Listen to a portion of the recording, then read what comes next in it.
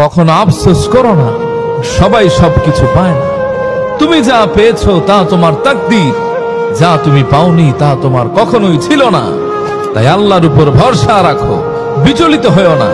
মনে রেখো তোমার রব, তিনি কাউকে ঠকান না। ওমা রাব্বুকা বিযাল্লামিল লিল আবিদ। অহংকার করে হেঁটো না। মানুষের অহংকার সাজে না, অহংকার সাজে একজনের। তিনি কে? অহংকার কার চাদর? আল্লাহ বলে, এই চাদর ধরে যদি কেউ টান দেয়, ওরে আমি জাহান্নামে নিক্ষেপ করি। ফালা উবালি, আই ডোন্ট কেয়ার, ওরে আমি জাহান্নামে ফেলবো। অহংকার করার কি আছে আমাদের? কিছুই নাই। এবং সবচেয়ে ভয়ঙ্কর ব্যাপার হচ্ছে, আপনি যখন কারোর উপর জুলুম করেন, ওই মাজলুম আর আল্লাহর মাঝখানে কোনো ফারাক থাকে না। আল্লাহ ওই ফারাকের পর্দা উঠায় না।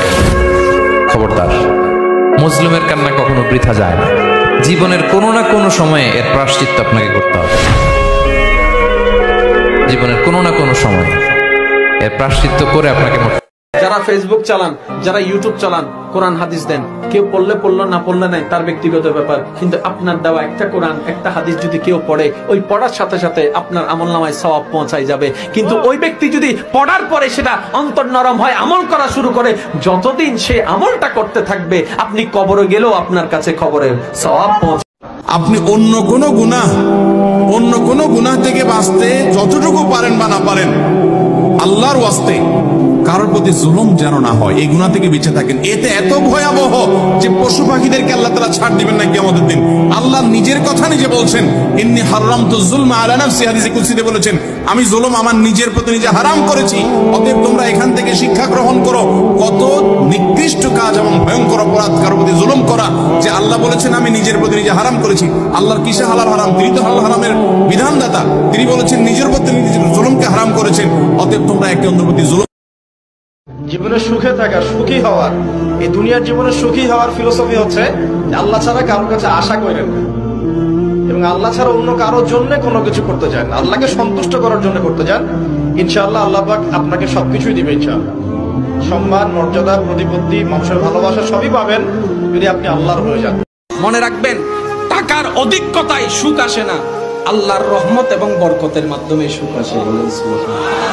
আপনার কোটি টাকার মালিক হতে হবে না, আপনি শুধু ওয়ামাইয়াত্তাকিল্লাহ ইয়াজআল লাহু মাখরাজান, আপনার অন্তরে নবীর প্রেমটা নিয়ে আল্লাহর উপর তাওয়াক্কুল করতে থাকেন, আপনাকে আপনার রব এমন ভাবে দান করবেন, আপনি রাখার জায়গাও পাবেন না। বলেন না সুবহানাল্লাহ।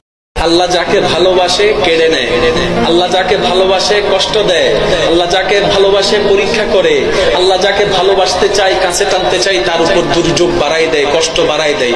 এখানের ভিতর চালাক হচ্ছে সেই ব্যক্তি যে বলে যে দিল তোমার, নিল তোমার, দিল তোমার, নিল তোমার, দাও তুমি, নাও তুমি, মাওলা কিচ্ছু চাই না, তোমারে চাই। হে আমার রব, আমি তো নিজের প্রতি জুলুম করে ফেলেছি, মানুষকে সহজে আপন করে নিয়েছি, যাদের আপন ভেবেছি তারাই আমাকে ঠকিয়েছে। এই পাওয়া না পাওয়ার মাঝে নিজেকে অনেক কষ্ট দিয়েছি, বুঝে না বুঝে অনেক পাপ করেছি।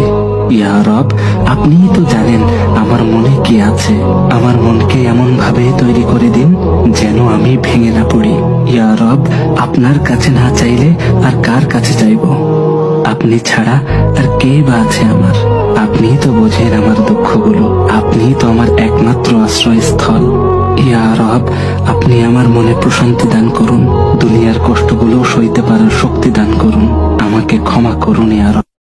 মাঝে মাঝে আল্লাহ আমাদেরকে দুঃখ কষ্ট দিয়ে পরীক্ষা করতে চান, এগুলো আমাদের জন্য খারাপ নয়।